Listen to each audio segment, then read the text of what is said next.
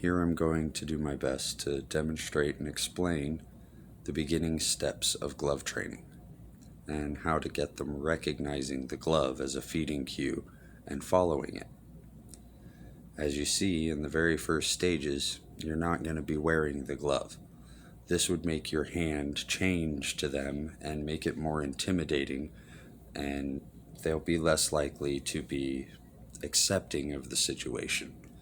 So you simply lay the gloves stagnant in the cage where they can see it, but it's not moving around and it's not really a big part of the experience.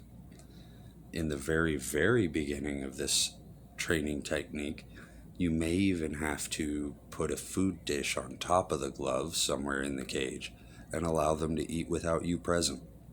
Either way, you're building that original association with the glove, meaning food is present.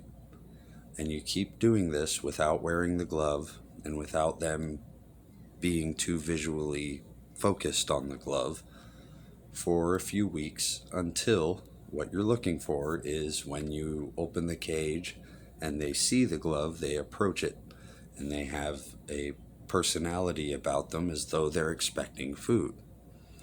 Then you can start working towards wearing the glove. Once you're wearing the glove, you'll want to lead them around with it, as I've demonstrated in other videos with Blue. Once you begin that, you are well on your way to perfecting glove training and target training. And yes, glove training, this technique, is just a personalized development from target training.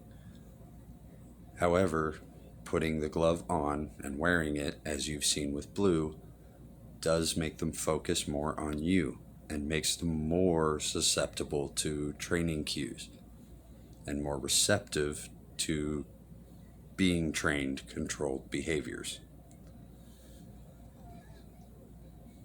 And you see here with Echo, I'm also using a tap training technique where I'm tapping and keeping the food away from him.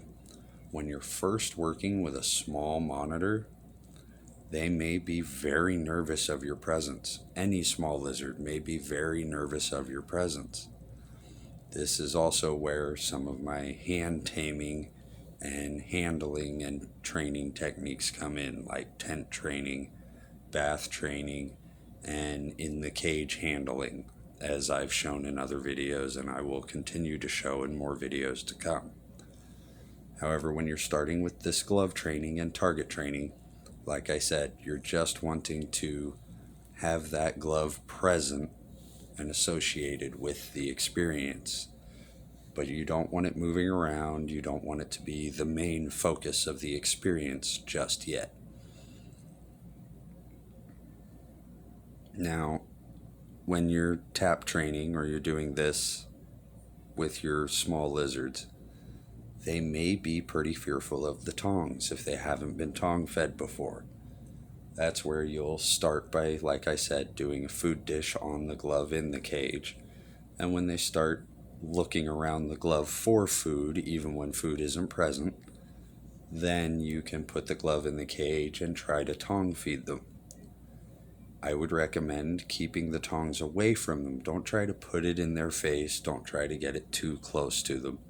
Keep it a good distance away where they can see it, and move it around side to side and tap it a little. Kind of move it a little frantically, like a cricket would move if it was running past them, and let them come to it. You'll get tongue flicking, you'll get investigation, you'll get signs that it's working. It'll take a lot of patience in the beginning. This beginning process with Echo, I'm expecting it to be a few weeks, maybe even 2 months before I can actually start putting the glove on my hand and getting him to follow it, expecting food. However, handling with Echo is going phenomenally. Once I get him out of the cage and away from the cage, he calms down. He's a handleable little lizard. He walks all over me like you've seen in my tent training video, and he's a pretty docile little animal.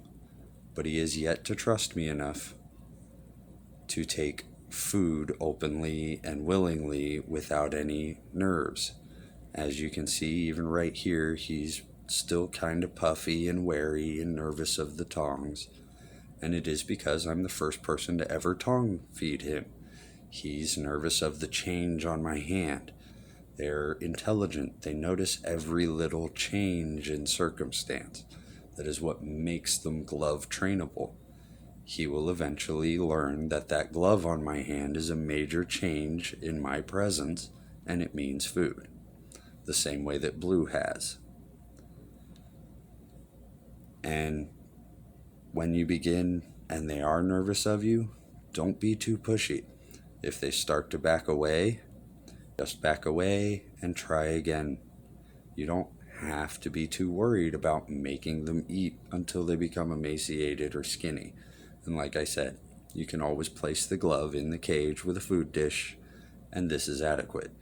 You see, Echo's now moving into a defensive posture, so I'm going to try keeping the food away from his face, but where he can see it, to entice him just a little bit more.